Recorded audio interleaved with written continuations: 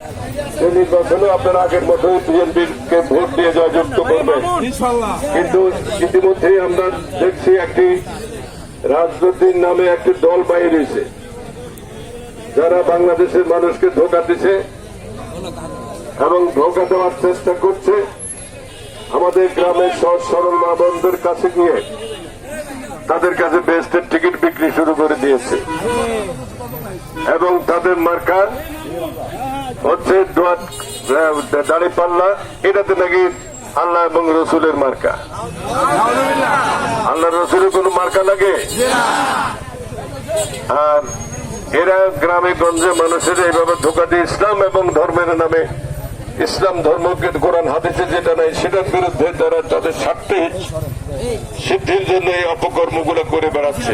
এটা হলো একটা বর্ণচোরা গোষ্ঠী।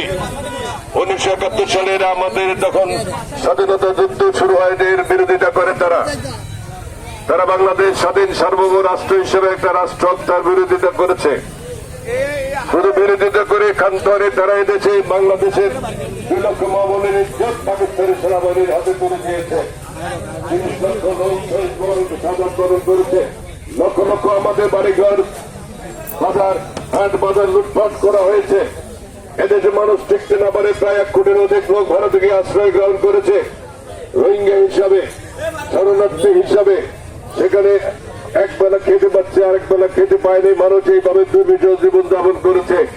আমার নেতা শহীদ রাষ্ট্রপতি জিয়া রহমান স্বাধীনতার ঘোষণা দিয়ে মুক্তিযুদ্ধে অংশগ্রহণ করেছেন, স্বয়ং মুক্তিযুদ্ধের দেশ স্বাধীন করেছেন। আর এরা স্বাধীনতার বিরুদ্ধে আন্দোলন করেছে এবং আমাদের লক্ষ লক্ষ টাকা মানুষকে সাধারণ মানুষকে হত্যা করেছে। তারা কখনো রাষ্ট্র ক্ষমতায় ছিল না, তারা কখনো দেশ পরিচালনা করে নাই এবং তারা সারা পৃথিবীতে এই একটি গোষ্ঠী আছে যারা প্রত্যেকটা মুসলমান রাষ্ট্রে এই সমস্ত ভেজাল বুজল ভাবে মুসলমানদের ক্ষতি করে থাকে। আসলে এরা হল মুসলমানদেরকে ক্ষতি করার জন্য ইহুদিদের দ্বারা নিয়ন্ত্রিত। তাই প্রিয় এলাকাবাসী, আমরা এলাকার মানুষের উপকার করি। যেমন নেত্রী বেগম খালেদা জিয়া এলাকার থেকে যখন নির্বাচন করেছেন, নির্বাচনের পর বাংলাদেশের সেকেন্ড হাইস্ট আমরা টাকা ফেরত দিই আপনাদের এলাকায়। আমাদের এই যে ভাতিজা আছে ওনারা চিনেন আপনারা? ওনার পিতা তখন ইউনিয়ন বিএনপির সভাপতি ছিলেন। গনি মাস্টারের নাম শুনছেন আপনারা? উনি গনি মাস্টারের ছেলে, উনি বর্তমানে সভাপতি ছিলেন।